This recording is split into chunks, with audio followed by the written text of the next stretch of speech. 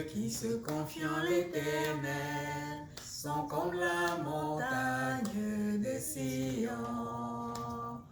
Elle ne chancelle pas, elle est affermie pour toujours. Les montagnes entourent Jérusalem, ainsi l'Éternel entoure son peuple. Les montagnes entourent Jérusalem, ainsi l'Éternel entoure son peuple. Oh Jérusalem, Jérusalem, Jérusalem. Magnifique. Incroyable que vous commencez comme ça, donc en chantant, pour nous parler de la parole de Dieu. Alors dites donc, là, vous pouvez vous présenter un peu, là, tous, là, me dire qui vous êtes? Oui, en fait, nous, on est la famille Camdem. Moi, c'est Camdem Diagen François. Et elle, oui, et on a à côté de nous notre Raphaël. Les autres ne sont pas là. Il y a Marus qui est là. Voilà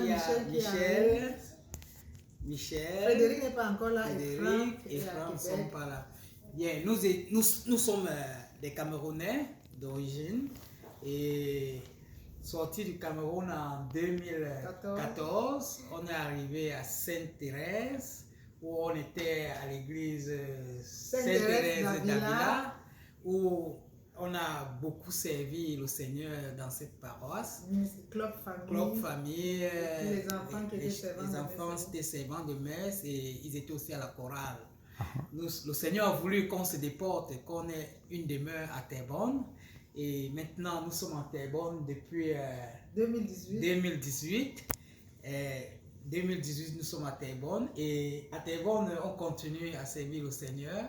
Dans les trois paroisses, dans toute l'unité Saint-Paul, dont on anime parfois des messes à Saint-Louis, Saint-Charles et Bienheureuse Anne-Marie Blondin.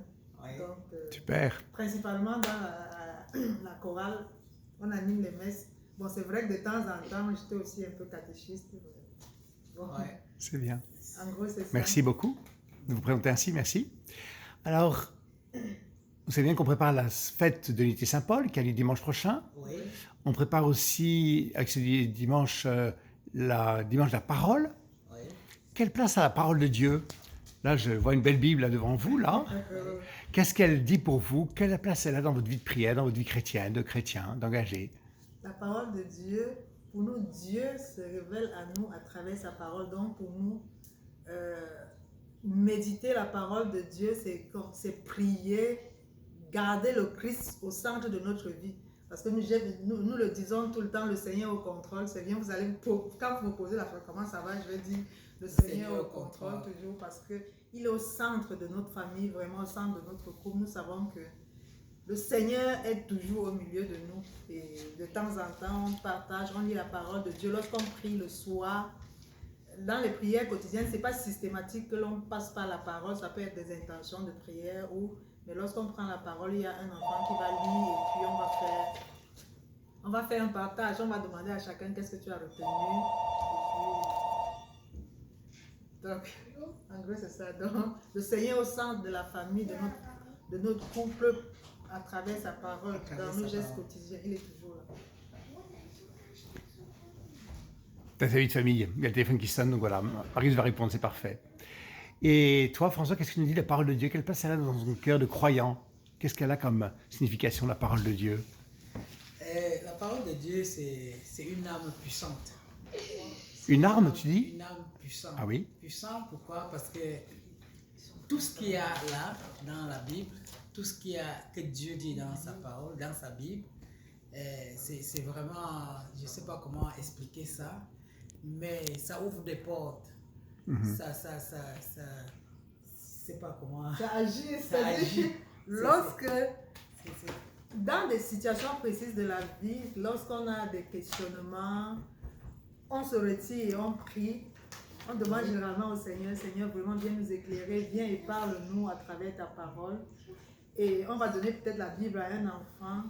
Et généralement, à 80% des cas, la parole que l'enfant lira ce jour-là ce sera comme une réponse Oui. à notre interrogation du jour. Et à 80% des 4 jours, ça coïncide avec notre préoccupation. Et c'est pour ça qu'on se dit que le Seigneur nous parle à travers sa parole. Oui. Merci. Exact. Merci. Est-ce qu'il y a une parole qui vous tient spécialement à cœur dans l'Écriture? Une parole de l'Écriture que vous aimez spécialement?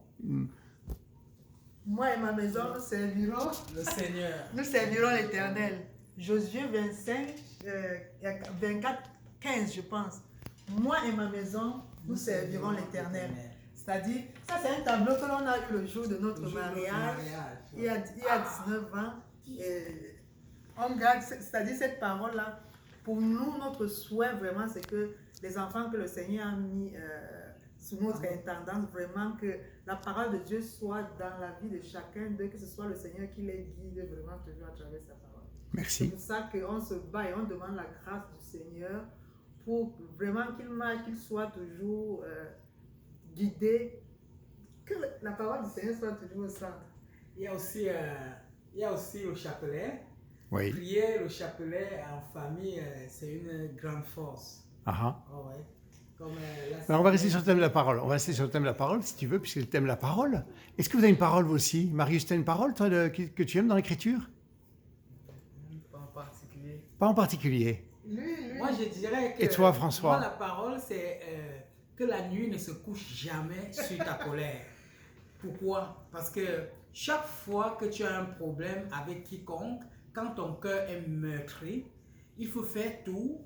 Le sacrement, il faut pardonner ou il faut accepter le pardon avant de dormir pour que le lendemain, tu sois une nouvelle personne. Il ne faut jamais dormir avec une rancœur, avec un mal. C'est pas souvent facile. C'est pas facile, mais c'est ma philosophie. Que la nuit ne se couche jamais sur ta colère. Que la nuit ne se couche jamais sur ta colère. Amen. Merci.